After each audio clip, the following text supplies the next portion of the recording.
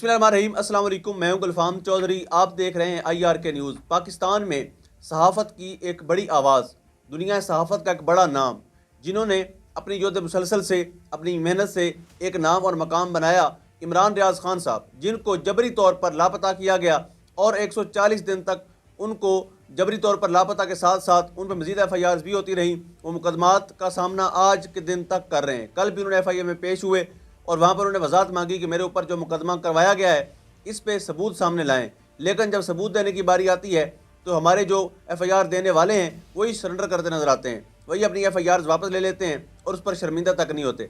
उन्होंने इस कल वाली पेशी के बाद एक ट्वीट किया और उनके पहले ट्वीट पर जिस तरह से लोगों का रिस्पॉन्स आया, जिस तरह से लोगों ने उनको वेलकम किया, उन्होंने यकीन कीजिए पाकिस्तानी कौम ने सोशल मीडिया पर हक अदा किया उनको वेलकम करने का और सहाफ़ी बरादरी ने उनको वेलकम किया। और एक हमने देखा कि एक अजीब सी खुशी की लहर थी लोगों के अंदर कि इमरान रियाज़ जो हमेशा सच की आवाज़ हैं, हक की आवाज़ हैं और जुर्रत और बहादुरी की एक अलामत हैं, उनकी जब वापसी हुई तो पूरी कौम में हमने खुशी देखी। और आज उन्होंने सुबह ट्वीट किया तो उन्होंने पहले अपने इन सब का शुक्रिया अदा किया, अल्लाह पाक का शुक्र अदा किया, उसके बाद अवाम का शुक्रिया अदा किया जिन्होंने उनके लिए दुआएं की थी। और साथ ही उन्होंने कहा कि आखिर में एक दरख्वास्त है कि वक्त जैसा भी आ जाए दिल नहीं छोड़ना। उस दिल नहीं छोड़ना को पाकिस्तानी कौम ने पकड़ के टॉप ट्रेंड बना दिया है और उस पर इमरान रियाज साहब की पुरानी तकारीर, उनकी तस्वीर और पूरा सोशल मीडिया इस वक्त इमरान रियाज खान साहब की तस्वीर और उनके नाम और उनकी आवाज़ से भरा पड़ा है। यानी ये रिस्पॉन्स मिला है इमरान रियाज खान साहब को सोशल मीडिया पर कम बैक करने का। यानी अभी उन्होंने कोई वीलॉग नहीं किया, अभी उन्होंने ऑफिशियल अपने चैनल से कोई वीडियो जारी नहीं की, अभी कोई उस तरह से ट्विटर पर भी अपनी वीडियो शेयर नहीं की, तो लोगों का रिस्पॉन्स जो है वो काबिल रश्क है। इन किस तरह से उन्होंने फर्जंदे पाकिस्तान को वेलकम किया है, यकीनन ये बहुत से लोगों के लिए परेशान कुन भी होगा और बहुत से लोगों को इस पर तकलीफ भी होगी। लेकिन खैर, अल्लाह पाक जिसको इज़्ज़त दे, मखलूक उस पर जितना भी टॉर्चर कर ले, उसको जितना भी लापता कर ले, उससे फ़र्क नहीं पड़ता। अब खबर शामिल करते हैं कि खबर मानिका का इंटरव्यू आता है शहज़ेब खानज़ादा के साथ, उस पर हम वीलॉग में बात कर चुके हैं। अब खबर मानिका साहब ने मज़ीद अपने आप को जलील करने का फैसला कर लिया है। उन्होंने आज दरख्वास्त दायर की है अदालत में, सेशन कोर्ट में, कि जी इमरान खान और बुशरा बीबी पर मुकदमा चलाया जाए, उनके खिलाफ कार्रवाई की जाए। और उसमें इस किस्म की फजूल उन्होंने बातें लिखी हैं कि जी उनके नाजायज़ ताल्लुकात थे और वो इन चीज़ों को गलत यूटिलाइज़ करते थे और उन्होंने इस तरह से नाजायज़ फ़ायदा उठाया और उनके ऊपर कार्रवाई होनी चाहिए। और मज़े की बात यह कि उसमें ओन चौधरी साहब भी गवाह हैं, मुफ्ती सईद साहब भी गवाह हैं, उनके अलावा खबर फरीद मानिका, मुफ्ती सईद, ओन चौधरी और मोहम्मद लतीफ़ जो उनके नौकर हैं, ये उसमें चारों गवाह रखे गए हैं। यानी ये हाल रह गया है अखलाकियात का। यानी एक बंदे को आपने खैर इंटरव्यू करवा दिया, जो कुछ बुलवाना था बुलवा दिया। कल जब केस वापस हुआ था दौरान इद्दत निकाह का, वो केस जब वापस हुआ तो मैं ज़ाती तौर पर इस फिक्र में था, अचानक इस मुद्दई को क्या हुआ है, वो कहता है कुछ तकनीकी वजूहात पर मैं वापस ले रहा हूँ। तो ये थी तकनीकी वजूहात, उसको बता दिया गया था कि अब आपकी ज़रूरत नहीं रही, अब आप जितना इस्तेमाल होने थे हो चुके, अब आप दरख्वास्त वापस ले लें, क्योंकि अब खबर मानिका ने मैदान में आने का फैसला कर लिया है, उसने अदालतों से रुजू कर लिया है और अपने आप को जलील करवाने का फैसला कर लिया है। सोशल मीडिया इस वक्त जो है, इस वक्त किसी की नहीं सुन रहा। सोशल मीडिया पर जो कोई झूठ बोलता है रगड़ा जाता है, जो कोई वाहियात इल्ज़ाम लगाता है उसकी फ़ौरन से सॉफ्टवेयर अपडेट कर दिया जाता है।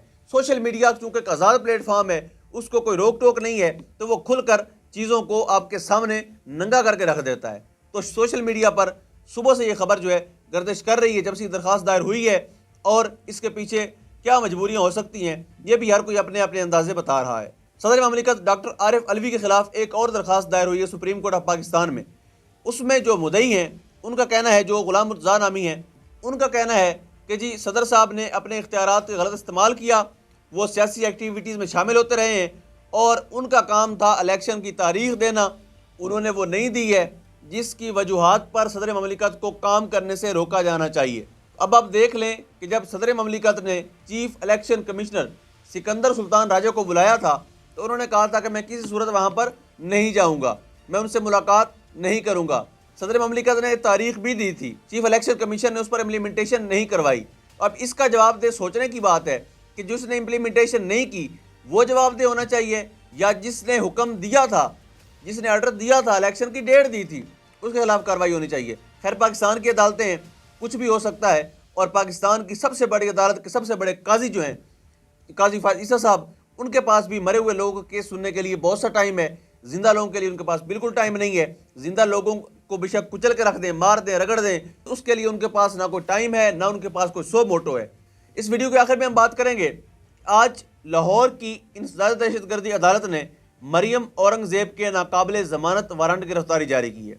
अब ये आर्डर जारी हो गए। इस पर मैं चंद एक चीज़ें जो अभी माजी में हुई हैं वो आपके सामने रख कर फैसला अवाम पर छोड़ देता हूँ। फैसला आपने करना है, सुनने वालों ने करना है।